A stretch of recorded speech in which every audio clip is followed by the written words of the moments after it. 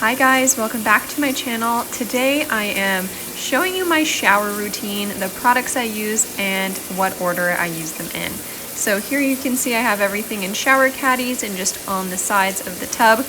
I also love this drain catcher, which will catch your hair. For shampoo, I'm using the Propolis line from Avon, and I will apply it to my whole head and really making sure I get it into the center of my hair using the amazing briochio scalp brush.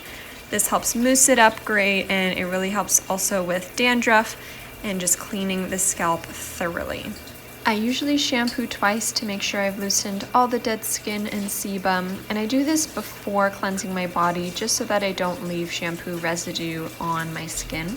A scalp scrub is also a must-have in my routine. So right now I'm using the Head & Shoulders one, which is great, has fine granules and suds up well. And this Touch of Silver shampoo is also fantastic for brightening up my blonde hair.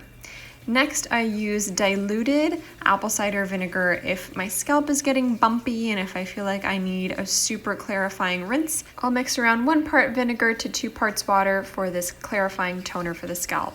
After putting on my conditioner, I clean my skin. So I am using my Clarisonic with the rubber exfoliating brush head. This one is great because you won't have to replace it. You can just sanitize it since it is rubber. Post-cleansing, I am brushing through my conditioner and rinsing it out, and then I am cleansing my body. I've loved this Moisture Therapy body wash from Avon, and I use exfoliating gloves from the Body Shop to work it into the skin. They're also wonderful for getting tight places like around the ears, between the toes. For lotion, I use Benzogyl Aftercare on my chest and back, and then I'll use the Moisture Therapy on the rest of my body.